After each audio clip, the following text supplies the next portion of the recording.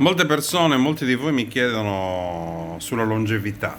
Perché mi chiedono sulla longevità? Perché io mi chiamo Pietro Mereu, sono un regista di documentari e uno dei miei documentari più, più conosciuti è il Club dei Centenari. Il Club dei Centenari racconta di un gruppo di persone molto longeve che vivono in Ogliastra, la parte centro-orientale della Sardegna, dove è stata riscontrata una delle più alte percentuali di centenari al mondo. Cosa volevo dirvi? Come è nata questa storia dei centenari e come sono nati e come è nata questa storia? Circa 20 anni fa, alla fine degli anni 90, Gianni Pes, uno scienziato e medico sassarese, aveva la cartina del mondo e stava circoscrivendo tutte le zone dove c'erano alte percentuali di longevità e decise di circoscrivere con un pennarello blu. Da quel momento in poi, a livello mondiale, tutte le zone con percentuali molto alte di longevità vengono chiamate blue zone, quindi zone blu, ma non per l'area, per il mare, proprio per questa cosa banalissima del pennarello. In una fase successiva, Gianni Pes con Michel Poulain, che era un esperto di scienze demografiche, cominciò questi studi in tutto il mondo per determinare quali fossero le zone più longeve del mondo. L'Ogliastra fu una delle prime attenzionate, insieme a alcune parti della Barbagia, per queste percentuali di longevità. Cosa succede quando questi scienziati arrivano in una determinata zona? La prima cosa che viene fatta, vengono analizzati i registri dell'anagrafe. Quindi se i registri dell'anagrafe sono a posto, se in un certo numero di anni queste persone,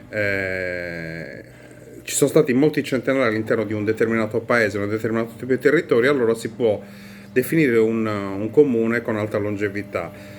Perché se oggi, per esempio, nel vostro comune ci sono 2 centenari, però magari nei passati 100 anni ci sono stati poco centenari, questo non è determinante per quanto riguarda la longevità. La longevità, un comune per fregiarsi di blue zone deve avere una storia della longevità molto lunga. Quali sono, secondo gli studiosi, le caratteristiche e le condizioni per le quali si diventa longevi?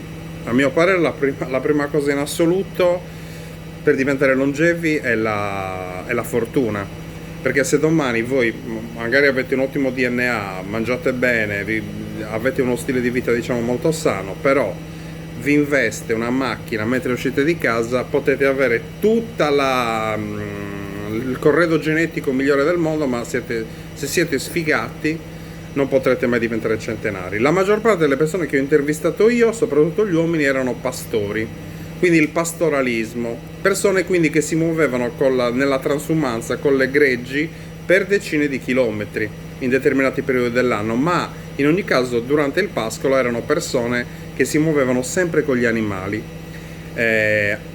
Molte di queste persone, pur facendo dei lavori normali, magari lavoravano in comune, facevano gli operai, però tutti avevano il bestiame e tutti dopo gli orari canonici di lavoro facevano grandi camminate, quindi fisicamente erano molto preparati.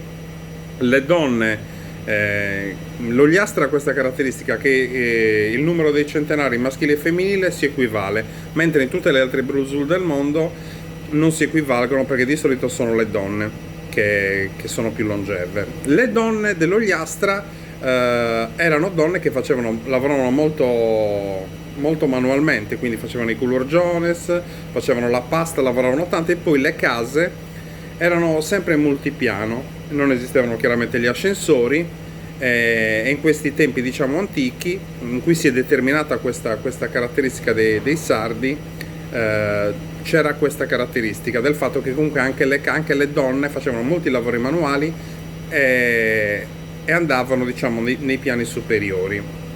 Un'altra caratteristica è il cibo. Il cibo che chiaramente veniva consumato da queste popolazioni. Eh, Si mangiava pochissima carne perché la carne al tempo era un alimento che veniva mangiato solamente nei giorni di festa e quindi era comunque un lusso.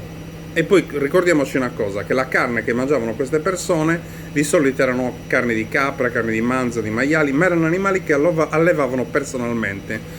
Quindi potete capire che loro potevano controllare perfettamente la qualità di questi alimenti. Quando oggi si dice molte volte non mangiare troppa carne rossa, è perché la maggior parte delle carni che sono sul mercato non sono assolutamente carni comunque di buona qualità, mentre queste persone, pur mangiando poca carne, mangiavano carne di alta qualità. Erano persone che comunque mangiavano, rimanevano anche quando andavano nelle montagne, soprattutto gli uomini, rimanevano per lunghi periodi a digiuno. Il piatto più particolare di cui ho sentito parlare è Savì Thailande. In un centenario che io ho intervistato, che poi non era centenario, comunque una persona molto longeva, che comunque sta ancora invecchiando, quindi ancora in vita, mi raccontò che lui aveva mangiato questa Phi Thailande, letteralmente fetta di ghiande, quindi presa della terra argillosa, dell'acqua, facendo bollire delle ghiande, usciva una emulsione amarissima, figurate, che veniva lasciata raffreddare, rapprendere e affettata. Quindi loro mangiavano questa Phi Thailande, che poi io, parlando con un mio amico medico, mi ha detto: tu figurati le ghiande, i tannini che possono avere, cioè tantissimi, quindi super antiossidante.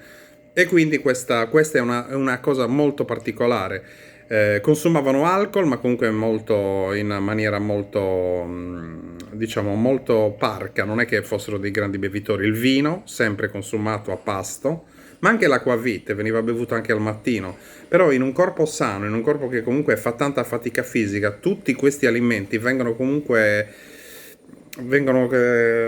potrei dire, cioè vengono metabolizzati facilmente. Cioè, se uno fa una vita sedentaria e mangia quello che mangiavano queste persone, chiaramente diventa una botte perché non smaltisce. Un'altra delle caratteristiche, diciamo, degli elementi fondamentali per i centenari sono le reti sociali. Ancora oggi la maggior parte delle famiglie dei centenari, soprattutto in Sardegna, vivono tutte unite, quindi sono delle case, degli agglomerati di case dove ci sono i figli, i nipoti, e quindi questo fatto di non essere mai soli, questo fatto di essere una grande rete sociale, determina in loro comunque una qualità della vita molto alta, perché se voi immaginate cosa succede in una città come Milano, dove abito anch'io, dove molte volte in mezzo alla moltitudine ti puoi sentire molto solo, mentre invece già in una dimensione, diciamo, di villaggio è diverso, perché comunque tutti sono uniti, e poi figuriamoci avere tutti i figli e nipoti vicini. Quindi diciamo che alimentazione, movimento e reti sociali sono alcuni dei motivi per cui per cui si determina la longevità. Poi c'è un'altra parte di scienziati che parla di genetica, cioè dice a livello genetico ci sono diciamo, delle caratteristiche che vengono chiaramente che sono determinanti per la longevità, anche se poi è strano, perché in molti figli dei centenari poi muoiono giovani per malattie anche molto gravi. Quindi per quale motivo? Un altro scienziato con cui ho parlato mi ha detto: in molti di questi paesi dei centenari, che sono soprattutto paesi montani, hanno attraversato dei periodi storici in cui c'è stata una grandissima mortalità infantile, e quindi, essendoci stata questa grande mortalità infantile, probabilmente il ceppo che ne è risultato da questa selezione era molto più forte. Va bene, io ho cercato di darvi alcuni elementi su quali, a mio parere, a secondo, diciamo, della mia esperienza personale e da autore, diciamo, avendo incontrato questo argomento, sia la longevità, soprattutto in Ogliastra, la zona da cui io provengo. E niente, vi ringrazio di avermi ascoltato. Se volete iscrivervi al mio canale Pietro Mereu, ve ne sarei grato. Grazie, arrivederci.